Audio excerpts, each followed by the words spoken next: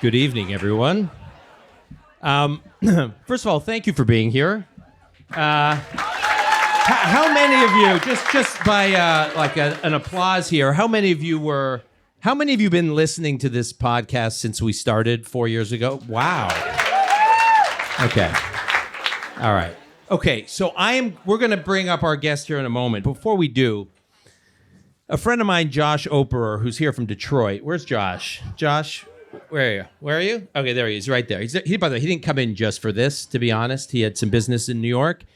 But he was shocked and horrified as he stood in line coming in here tonight, and he started texting me what was going on just moments ago. He was shocked, saying, I cannot believe this. He was overhearing conversations. People are here on dates. No joke.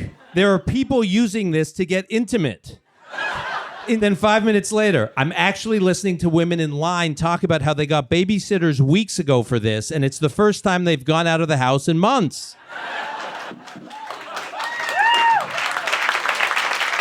Which, by the way, Michael Rapaport and I were back in the green room, and I was getting these texts from Josh, and I was reading him, and I tried to explain to Michael that this is a very Jewish event. So listen, let me say a couple of things before we start. I want to thank you here. I think what everybody here has in common is that you all, since October 7th, have been red-pilled in some way, and you kind of look around and think that everybody's kind of crazy, except for the people in this room. So this is like a nice community. That's right. And so we're here tonight, not only for our formally our first live podcast, but we're here tonight because, or maybe in spite of the fact that there are a lot of people who don't want us to be here tonight. And there are a lot of people who don't want our guest tonight to be in front of audiences. In fact, as we will talk about in our conversation, he's been on the receiving end of efforts to get his events canceled. This event will not be canceled. And one of the things I think has happened to many of us since October 7th is we have found new friends and we found new community. And one of those people for me has been our guest tonight, who reached out to me soon after October 7th because he DM'd me. And I was a little scared because you follow him on Instagram and you think he's like an ambulatory psychopath. I'm like, and then he reached out to me to discuss the finer points of the British mandate. I'm like, okay, this is surreal.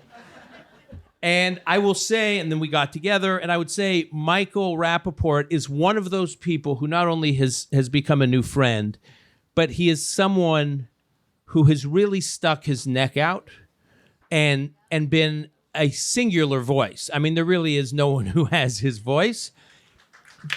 Even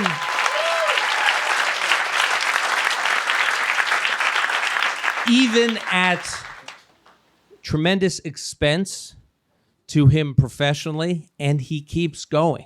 So I'm going to do a formal introduction when he gets up here, but please join me in welcoming Michael Rapaport. How you guys doing? Michael is more comfortable with the comedy club scene. I don't do a lot of Israel talks at comedy clubs, so this is more like your jam. Yeah, absolutely. All right, I do have to timestamp this, so it is. People say, why do you timestamp it? The reason we timestamp it is because events are moving so fast in Israel that sometimes we record an episode and people will say, well, why didn't you mention this happened or that happened? So we can say, listen to the timestamp. You can see when we recorded it. All right. So we recording? We good. Okay. It is 6:32 p.m. on Monday, June 3rd here at the Comedy Cellar in New York City. It is 1:32 a.m. in Israel on, what is it? It's 1:32 in Israel on Tuesday, June 4th. And I am here this evening with my friend, Michael Rapaport, who has appeared in numerous television shows and movies. Just to give you a sense of the difference between the cultural references from my wife, Campbell, and me. When Campbell hears Michael Rapaport, she thinks Life and Beth, the series with Amy Schumer.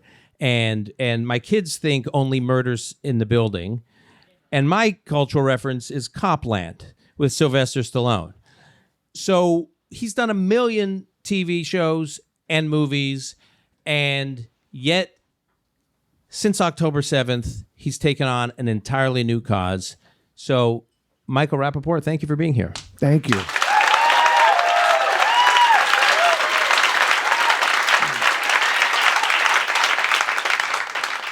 Before we get into October 7th, because as you've told me, it has changed you, I want you to spend a minute or two telling us about your Jewish life, your Jewish identity, your connection to Israel, whatever there may have been of it in your life, kind of leading up to October 7th. All right. I'd be remiss if I didn't say that I'm tripping out because, first of all, to hear you do the intro, which I listen to all the time, to see you do it in real life is crazy. And then also, I just was like, Haviv Redagor, Betty Morris, Dr. Enot Wilf, and Michael Rapaport. It's just like...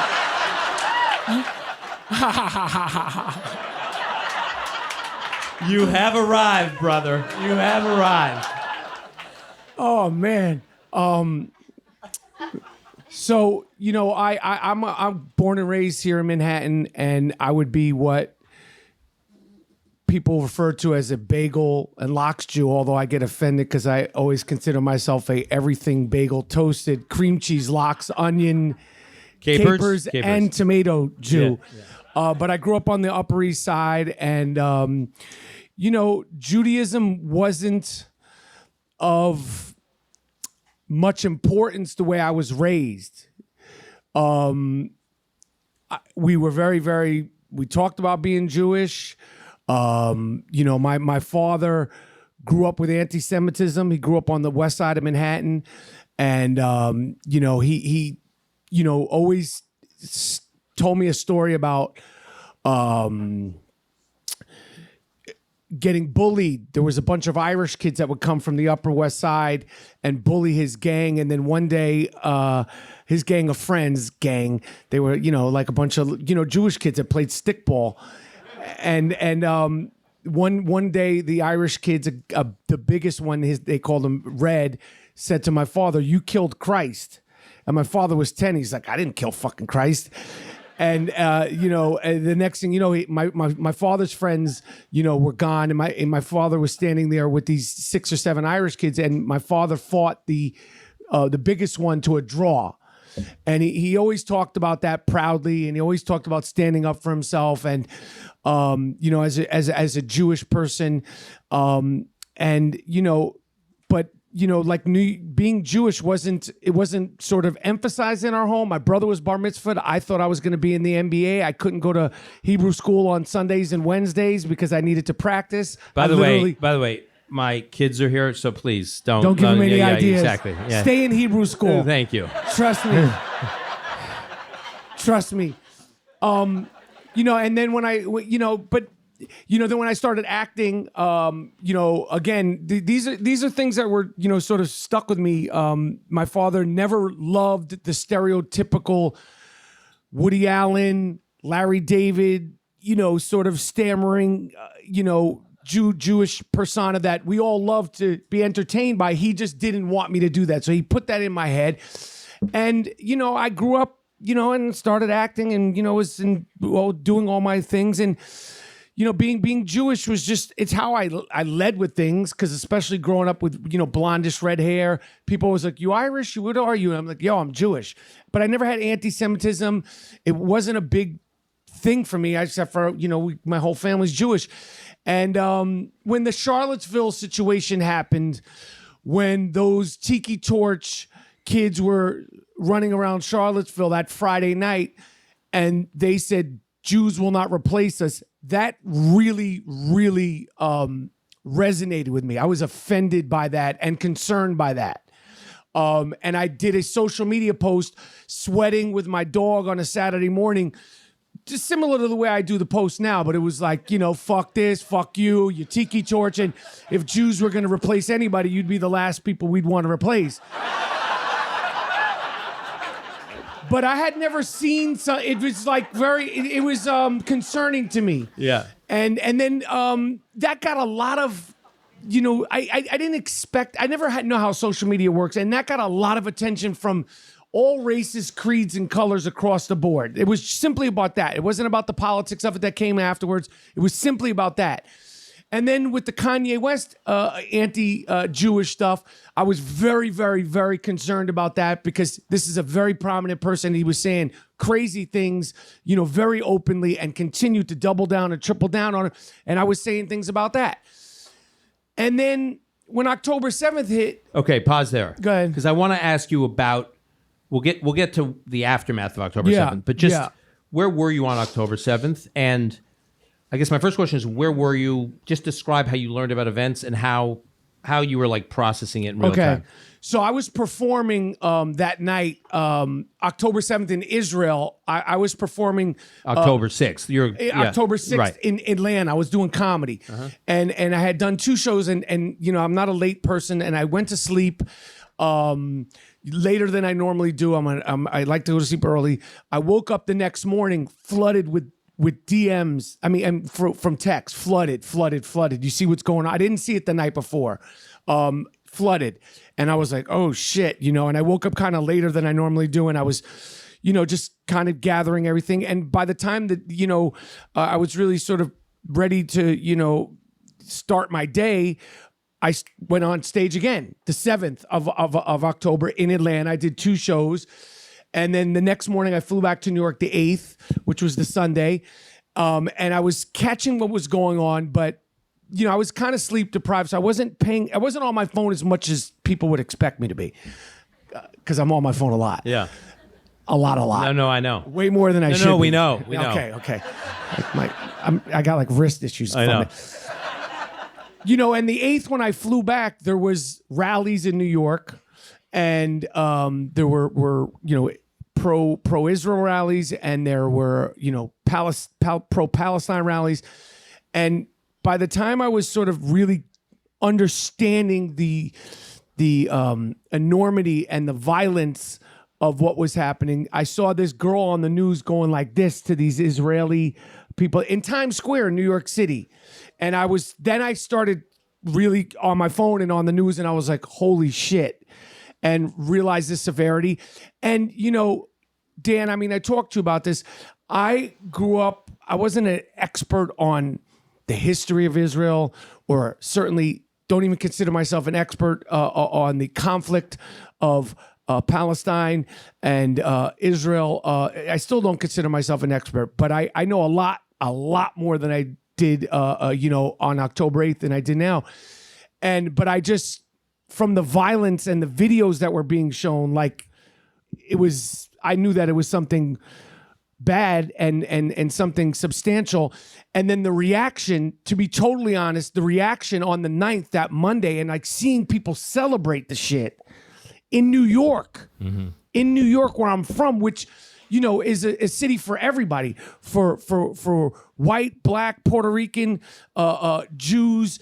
This is a Jewish city, especially New York. There's no, I never had, to me, this the melting pot is real to me. But to see people celebrate this kind of violence in real time, I don't know. It just something it was like a fight or flight, and something I just was on attack mode because I was scared.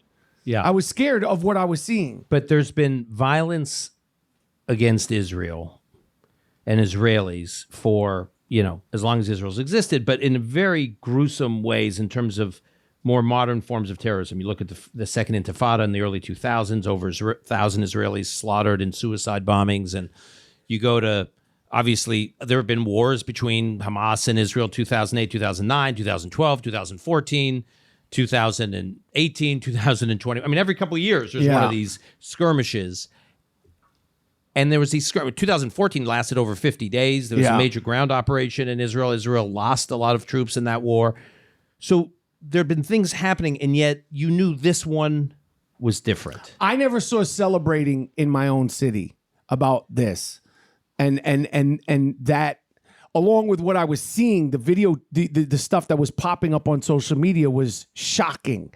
It was shocking to me to see that, and then to like, and I remember the first couple of ones that I saw, like it was like you'd see like 17 seconds and 30 seconds, and a dog getting shot, and was like, what the fuck is this?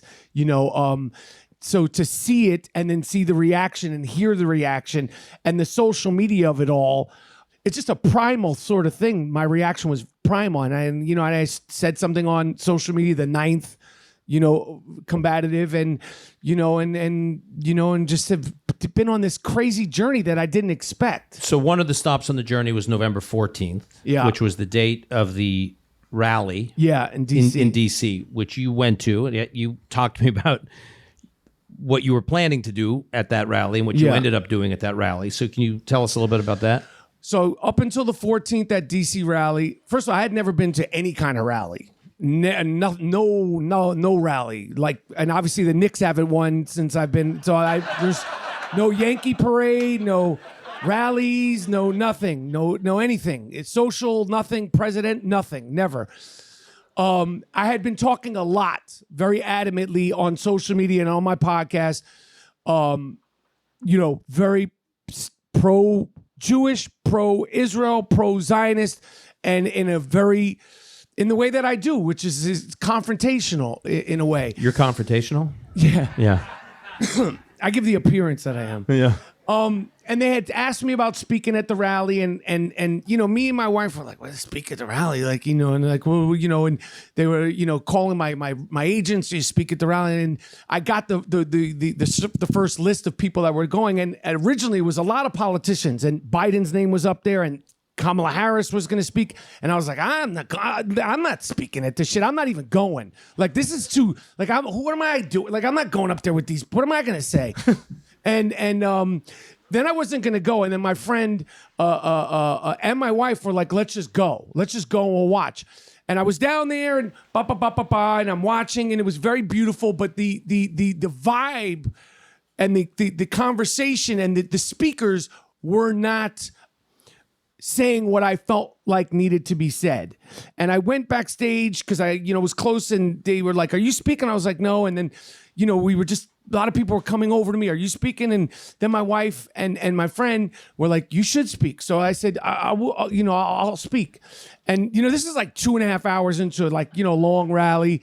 But I just wanted to say the thing that I wanted to get across outside of the thing that wasn't being said was, and then I said this, and I realized how crazy it was to say it, but I said it in front of the 500,000 people that turned out there, and I said, there ain't going to be no ceasefire until the hostages are returned. And I said that out loud, and I said, the world will thank us later. And I said some other things, and I cursed, and I just was like, and and it was cool, and I was like, oh, that was crazy. But the thing that I left with, and my wife, when we were talking, we were like, why am I talking? Like who am I? Like I understand there's a pedestal of Hollywood celebrities, actors who have made their career and their bones off of presenting themselves as Jews. Why am I the only male from my business, which is a Jewish, like so many Jewish celebrities? Why am I talking?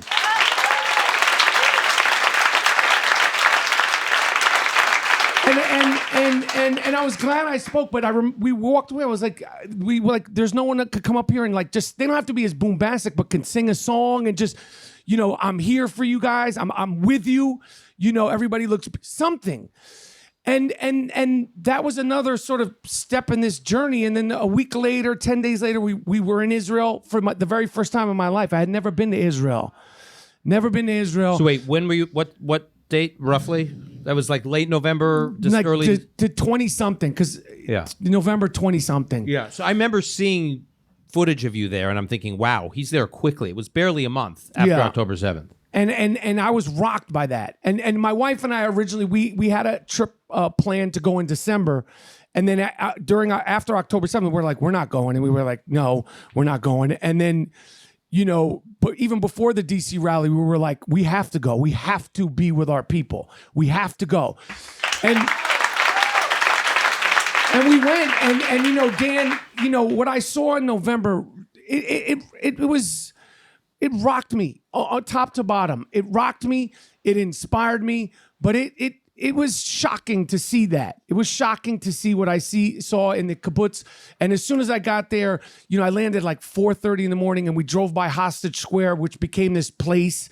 And we stopped at 4:30 in the morning, and to see no one there, but to feel the horror and the sadness when no one was there, like it was like that was just the beginning of a crazy 2-week trip. And then that same day, you know, we went from the Hostage Square. I went back to a hotel and took a shower and had some coffee, and then we went right down south to Kibbutz Be'eri. And you know, everybody has seen it. I don't need to, you know, go into. I saw everything and smelled everything, and that whole trip was just hit me in my heart so badly. And you know, and then I've been back 2 other times since. We've been there 6 weeks total, and you know, we have another trip planned. And it's just been, you know, as much time as I spent not going to Israel, I know that Israel going forward will be such a big part of my life going forward. So, you know. So obviously you've become a real persona in Israel, and you are celebrated for everyone you've locked arms with. You've spoken at the hostage families rallies. You've been at, but you can applaud. That's all right. But one thing I think you have done that very few others have done is you've become a real ally and champion for the local creative arts industry in Israel, particularly the TV industry, particularly Eretz Nederet, which is Israel's version of Saturday Night Live. And they like heard you were in town, and what? Keep in mind, for those who don't know Eretz Nederet, it is literally Israel's Saturday Night Live, but much better because it's actually funny. And they got balls. They got balls. They got balls. All right, so they go places that like no one over here will go. Yeah. And they are extremely tough on their government at peacetime and at war, and yet they were shocked by what they were seeing was happening over here. They were shocked by what they were seeing was over here, and then the week before I got there, Saturday Night Live did a shit job of the context hearings, the famous context hearings. Right. So it was just timing. They found out like the day before I was going, and they sent me a script, and I said I'll do it because I had saw what they had done, and I didn't read the script. I said I'll do it, and I actually did that. That was actually we did that the first day also. It was actually Hostage Square, Eretz Nederet, and then Be'eri. Right. A typical itinerary for people. Yeah, I mean, it was literally like people who traveled to Israel. Yeah. And we did this incredible, funny skit based on what is the name of those movies? The J.K. Rowling's Harry Potter, which I've never seen, and I didn't even know what the reference is. I've never seen any of them. And I listen. I didn't read the books either, so let alone see. So. But, just to tell you funny, when a production in America, even I've done some small independent films, you walk into a production in Israel, you're in a sound stage. There's a guy at the top smoking a cigarette in the sound stage. There's like the trailer that you're getting the makeup on is like literally slanted like this. It's a whole other thing. But we knocked it out, and it was really, really, really, really, really, really good and really well received and really hard hitting. And it was in English, obviously, and it just smashed that whole context thing. And it was just, I was so glad and that there was a voice for it because, it used to be that Saturday Night Live was the voice for that. And they really fucked us badly on that. And they fucked the Jews and they fucked Israel. And it was weak and it was embarrassing the way they did it. That being said, I was glad I did it, and then I did another skit about so that was on another trip. So then you did that was my third about the Oscars, and that was Oscars. So that one, have you guys all seen the Oscars? So it was before the Oscars. We shot it 2 weeks before the Oscars. So you're coming to Israel, and they say, "Hey, can we do another one?" Yes. And so what was it? I go to the soundstage, the same guy smoking in the soundstage. Which is, you gotta understand, that's like not allowed. Like, but like this guy was like up there. I think he had been there the whole time since I came back. It's just like this gonna, and it was just, at this point, this is February, I believe. I can't remember when, but there had been award shows. Yeah. There had been the Golden Globes, right? There had been the Emmys. There had been maybe the People's Choice Awards, and I think I might have said something about it on social media. But at one of the bigger award shows, the Emmys, and we know traditionally in Hollywood from all the way back from when Marlon Brando spoke about the Native Americans to recently, we show business. We talk about women's rights, LGBTQ, Black Lives Matter, pigeons dying, trees getting cut down, rambling on about everything. Some Americans, sometimes there'll be like a Japanese director, making a speech. And, it's part of artists speaking out, whether it's musicians. No musicians spoke out at the Grammys, which was during the same time. And not one person up until the Oscars said the word hostages. And after, I believe it was the Emmys, like I was embarrassed. I was embarrassed, man. I was embarrassed that no one said anything.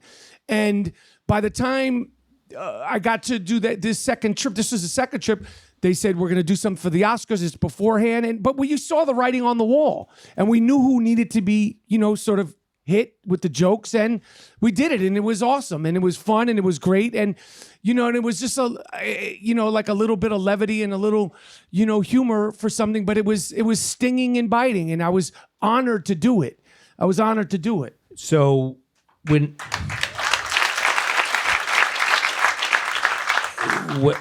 Douglas Murray, who you know, yes, Douglas Murray. So he gave this extraordinary talk a few weeks ago at the Manhattan Institute, and he had this one line that has stuck with me, where he said some version of, and I'm not going to do it exactly as he did it because I don't have that voice, that killer. But he said there are moments in history where a flame goes up, a flash goes out. And everything is illuminated. And in that moment, in that flash of illumination, you can look all around you and you actually see in that flash where everyone stands. And that October 7th was one of those moments where the flash went up and you looked around and you're like, whoa, I now know where he stands. I know now where she stands. Some of them are surprising in a positive way, and some of them are really surprising in a disappointing way.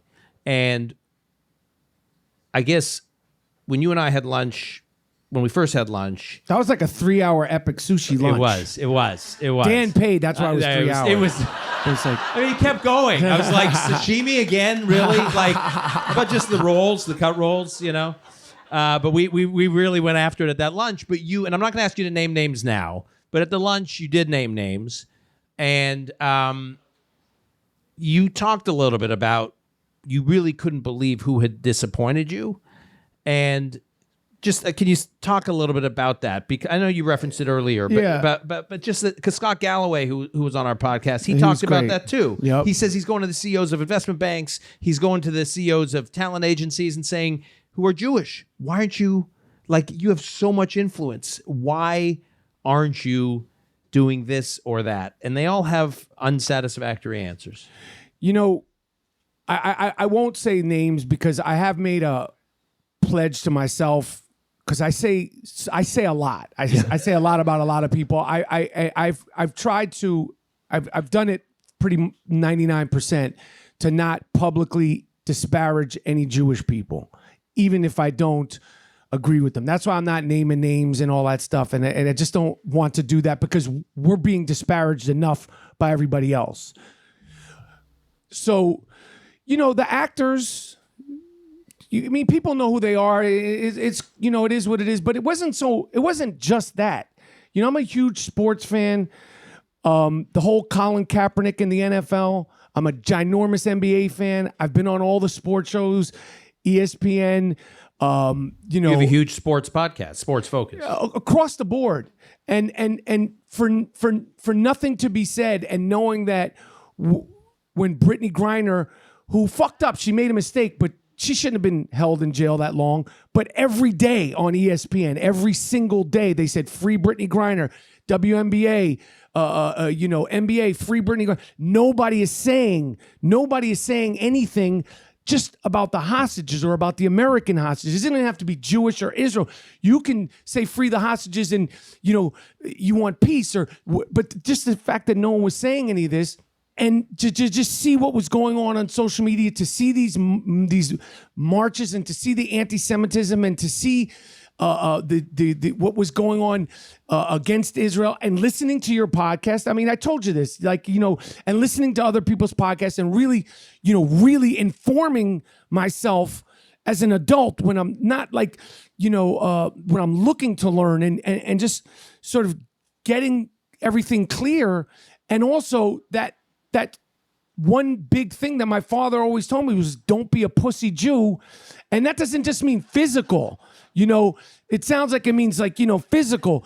It's a mentality, and it's an emotion, and all those things combined.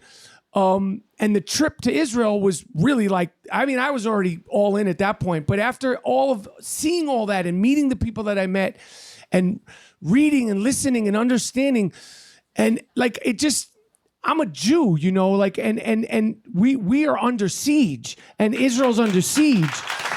And to see Jews say nothing, it was disappointing and embarrassing and concerning. So, and I know this is not a happy topic, but it's important for people to know. You've been on tour. You're selling out these venues, and you've had two events, one in Michigan, in suburban Detroit, and one outside of Chicago, that have just been canceled, even though there was huge demand for the events. Yeah. The venues at the 11th hour said, we're canceling. Yeah. Tell us about that. So the shows in Royal Oak, Michigan, I don't know exactly how it works, but they were calling the club, Michigan, Dearborn, it's that place is like somebody's going to get elected or not at this point. It's that much relevance, the kowtowing and the Rashida Tlaib of it all and all that shit. But the club was getting threatened. We're going to do this to the club. We're going to do this to your workers. We're going to fucking Michael Rapaport, blah, blah, blah, blah, blah. And first, I get a phone. The way it works is you get a phone call from your agent. They're scared. I go, I'm going. Then they get another phone call. How soon before the event does the agent call you? This is about 2 weeks before. And then And the agent is saying, hey, we really should rethink this? He's kind of feeling me out. And I'm like, we're going. We're going. And he's like, you need a new agent. Yeah. No, he's just checking your pulse, checking your temperature. And then the club, I told the club, we're going. We're not canceling. And then the club finally said, we're canceling it. And, there was we'll pay you, but we're canceling it. That's how, serious it was. So I was really disappointed about that. I was embarrassed. My first people, I was talking to my wife and I was like, she's like, why are you embarrassed? I was like, because they fucking got what they wanted. They canceled the show, and they threatened and it's not a precedent to be set. And I haven't done anything wrong. That's what I know about this whole canceling thing. I know that in my guts, I haven't done anything wrong. Even though that I'm bombastic and confrontational the way I defend Israel and the way I defend being Jewish and the way I defend my Judaism, I know that I haven't said anything that I need to apologize about. Okay? So I told my agent and I said on my podcast, I'm not canceling shit. I'm not canceling anything going forward. I don't care if it's just me. I'm doing my fucking shows. And I was really adamant about that. And I made that pledge and I told my agent, I said, don't cancel any more fucking shows. It's not happening. A couple of days later, he goes, Batavia, Illinois, which I didn't even know Batavia, Illinois was a place. The club, which was very supportive, they were like, we're getting threats. We're getting, they're threatening the club. They're threatening the staff, which, they're a wait staff. They're young. They don't want the shit. They were contacting people that worked at, waiters and waitresses. They're threatening them. We're gonna kill Michael Rapaport. this is what they were saying. I said, I'm going to fucking Illinois and doing these fucking shows. I don't care.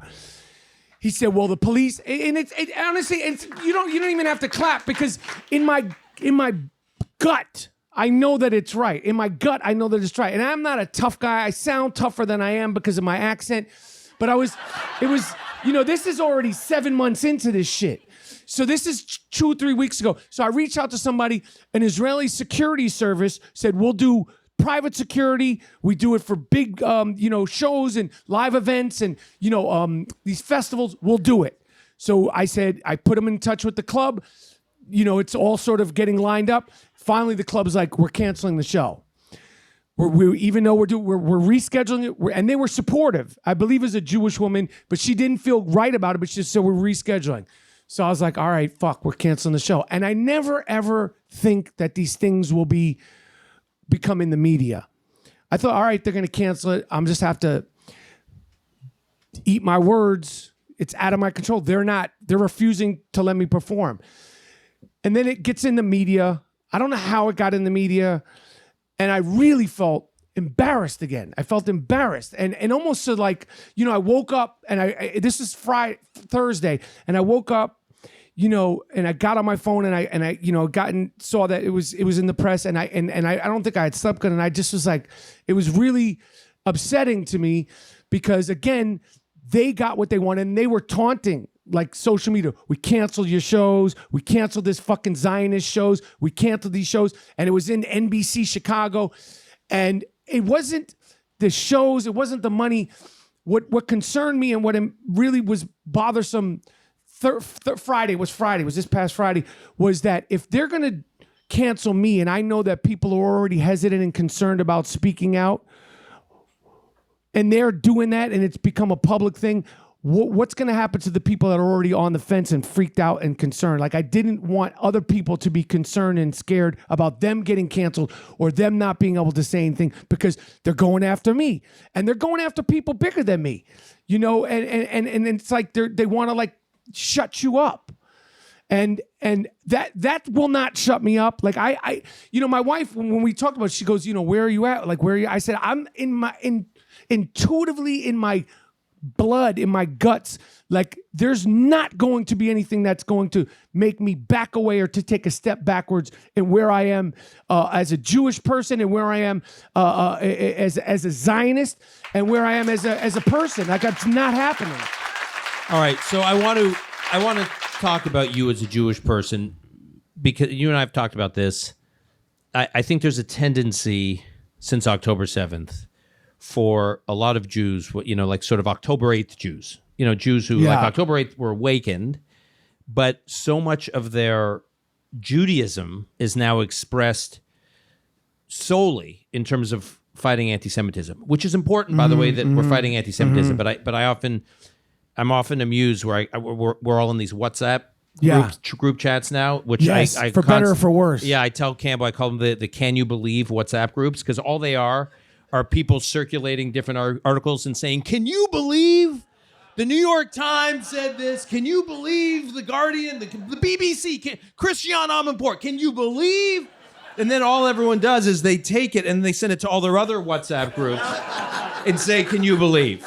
But which is important because it's like community building and it's energizing, but the sole expression of one's Judaism cannot be, "Can you believe?" Right? There's got to be more to it. 100%. And we haven't survived thousands of years solely by fighting anti-Semites. We fight anti-Semites, but we also live Jewish lives. And that's actually the real way. Yeah. It's not just the burdens of Judaism, but the joy of Judaism, the rituals of Judaism, the community of Judaism, being Jewishly literate. Yeah. That is something the Jewish people have maintained and had continuity of commitment to throughout literally every century. You can find insane anti-Semitism. We're experiencing some of it right now, and yet Jews haven't stopped being Jews. Yeah. Tell me about your Jewish life, because you're not just yelling on Instagram at the anti-Semites. No. You also have been trying to learn. That's been sort of the last 6 years, 8 years, I would say. My wife is a big part of that, and we started doing our little Shabbat stuff or going to Shabbats. And, when we moved, put mezuzahs all over. And the Shabbats, the Shabbats, for someone who didn't grow up going to a lot of Shabbat, and we do it a lot of times, we do it on, we'll do it on, we do the Park Avenue Synagogue. So like a Zoom Shabbat it's a lot. It's tough. It's a long, and but it's also important. So that had been going on, before October 7th, and then, I see you put on tefillin now. Every morning. Yeah. Every morning, and I love doing that, and I love learning more about just what it means to be Jewish and what it means, what my Judaism is, and just sort of just getting a better and deeper understanding of so much of it, because the thing that's clear, and I know you might talk about these as a Jews, is that, by the way, just for what Michael's talking about, he and I joke about this offline. The Jews, every week, like the CNN's basically person of the week is some Jew who's criticizing Israel, right? In so many words, right? Yeah. And they're always, as a Jew, I am deeply worried about this, Israel's campaign in Rafah. Right. As a Jew, and so, Eli Lake, who has a fantastic podcast called The Re-Education, did a whole podcast and wrote a piece for commentary called like the history of as a Jew. Yes. And as a Jew has existed throughout like Jewish history. Yes. There's always as a Jews. And they're always a tiny, tiny, tiny percentage of the Jewish people, but they have an outsized microphone because the anti-Semites want They to love them. Right. They want to credential them because they get to say, as a Jew, I hate Israel as much as the Yes. CNN interviewer does. Yes. So go ahead, as a Jew. And Eli, because he said, you talk about this all the time. And I was like, what the fuck is an as a Jew? And he said, and I said, oh, that's, and the thing that I was seeing these social media and on CNN or wherever, it was like, as a Jew. And one of the things that I ranted about was, you can say as a Jew this, you could say as a Jew that, and you could put up watermelons and free Palestine, and you explain all this bullshit you want. But just know, if you were in Israel on October 7th, you would be treated as a Jew. Like you would be treated just like us. Like all of us, and your fucking flags and your keffiyehs and your watermelon posts and what's on your shirt. And that shit's not, they don't give a fuck about any of that. And these have been sort of like just steps and bridges, and it's been a lonely time. One of the things is that it has been lonely because I have lost friendships with non-Jews that have, 20-something year friendships. People have disappeared. Right. Literally disappeared. So it's just been this, sort of storm of all these things that's gotten me to this place where I am. We've talked about how inspired you have been. Yeah. Not just by like at Eretz Nederet, the guy who's doing the lighting, who's smoking, but just Israelis you have come across that have like, you're blown away by these people. They really do. It's a nation and a people that has been shattered, and that out of that shattering, there's these incredibly inspiring people. I mean, I could go on and on and on about the people that I've come across in Israel, just at the coffee shops, the Hatzalah gentleman, my friend who was shooting video content of me, who's in the north, who I'm worried sick about.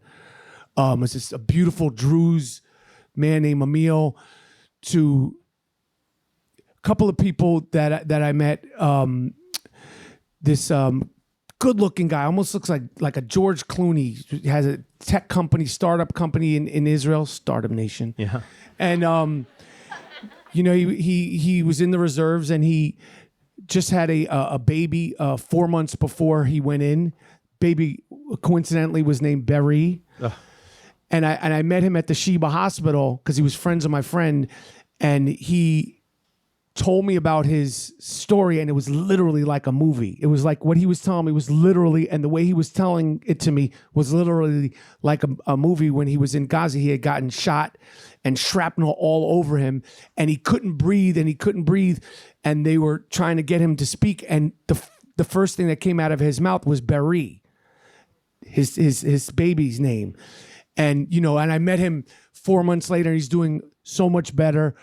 To the lone soldiers that I've met from New York, which really tripped me out, man. They tripped me out. Like this one kid, Aaron, who's got a very good social media presence. He's from Long Island. And my mother's from Long Island. And I'm from the city, so I was like, Long Island, it's Long Island. But to find these people, these kids, young kid that went back in to Gaza, a reservist who decided on his own to go back in, and he got injured too pretty badly. And I met him when I was at the Sheba Hospital. He was on crutches, and his leg was, and he just started talking shit to me about the Knicks. You're and we've become friends. And so there's been so many people like that, and women, and obviously, hostage families. This one young man, Ophir Engel, who I met his aunt because she had reached out to me about being on the podcast because he was one of the first the released hostages. And when I met her, when she did my podcast, I just tried to help get the word out. And then my first trip to Israel, he had gotten out, and I never met him. I was crying meeting him because I was like, there he is. And his aunt was like a different person. The distress and the demoralization and the worry that she had. Yeah, Bill McGurn, who writes a column for the Wall Street Journal, wrote a piece around the State of the Union address, right before the State of the Union address. He interviewed in that piece Ruby Chen, who's the father of Itai Chen, who tragically died on October 7th. But at the time, they thought he was still being held hostage. He was killed. He was killed in his tank on October 7th. And Bill McGurn said, and there were families, American families of these Israelis, parents of Israeli Americans or American Israelis that were being held hostage, who attended the State of the Union as guests of members of Congress, Republican and Democrat. But so, the president acknowledged them, not by name, but acknowledged that they were in the hall. But he kind of made the point, McGurn, in this column, which is a very good column, it's worth pulling up, that Michael made, like, why aren't these people household names? They're American citizens, and the reality is they're not American citizens. You can come up with a number of reasons, not the least of which is it's just anti-Semitism. It's what you're saying, Michael, which is like it's qualified American. Well, you're American, but you're also a dual nationality. So it's like it's a qualified Americanism. But American or not, these people are also on the front lines of a civilizational war. So like these Israelis, whether they're Israeli Americans or they are single nationality Israelis, they are on the front lines of a civilizational war whose outcome matters a lot to the United States, right? We have for 3 administrations, right? Obama, Trump, and then Biden gradually been withdrawing from the Middle East, which means we really depend on Israel, and we really depend on the IDF, and we really depend on Israel's intelligence services to play a role for us in the Middle East generally. And these people were massacred because they live in Israel, and they are on the front lines. And so, of course, the Americans should be household names in America, but it's also outrageous that we even have to have this discussion because these Israeli soldiers are on the front lines of a war that matters to everyday American life. From being from Long Island, him, to talk to them, they sound like me. His family sounds like me. They're that really, to me, it should be, every baseball team, every local news, like it should be every single day. You were telling me earlier today that like the back of football helmets, even now the NFL, it's like, I mean, they still have political slogans. They still have political slogans, but like, from being from Long Island and not, that should be, it should be all the Americans, at least the American, hostages, but it's just not the case. And it's, I don't know. It's because they're Jewish, and the more rational reasons you can to not let it really resonate in your heart, the better it is. You could just keep pushing it away and pushing it down. Right. I remember someone, a British journalist, said to me, who's Jewish, who was most striking to him when he went to Israel around that time, actually, a little after you were there on your first trip. And he said the most eerie thing for him, and I guess in a positive way, but in a tragic way, was when he walked around Tel Aviv, what he was so struck by is the posters of the hostages were fully intact. 100%. They're like, wow, like this is not controversial here. Dan, after 9/11, you know, I was in New York, like I'm sure most people in New York. There was missing posters all over the city, thousands of them. You wouldn't make it out alive if you breathed on one of those posters, let alone ripped it down or defaced it. That wouldn't even be a thought in your head to defame one of those posters, you know, in New York, and to, you know, those things, you know, are parts of this. That poster ripping down thing was shocking. Yeah. And to have it in New York, of all places, was crazy to me. I interviewed. This is sort of like previewing a future episode. I interviewed the other day Tzipi Livni, the former foreign minister of Israel, which will, I don't know, Alon can tell us. It'll post in a couple of days. And she said, which I'll say now, I was surprised she said that she was a huge advocate for releasing the 47-minute video very publicly soon after October 7th, even though the government was against it. At this point, she's out of government. And she wanted that video released. And she understands why there was pushback on releasing it. And I was arguing in the podcast, well, you can still release it now. It's not too late. And she said something. She says, you know, after these events, there are these images that become like iconic in the best and worst possible ways. So in 9/11, you mentioned the person jumping from the Twin Tower. That was like an image that like seared in our minds how desperate people were as those planes destroyed those buildings. She said, ISIS, we have the image of that video where they slice the guy's head, they slice his neck, and that image, and it went viral, that image. And she said, where were our images after October 7th? And they were there, and they weren't really released. And then recently, that video of the 4 young women, the 4 girls at the army base, which is brutal, but like even now, it's like it gets like 40-second play on BBC, and then that's it. And that we've kind of lost that. The fact that people will go, well, it's resistance, and then make all these excuses for the shit just goes to show.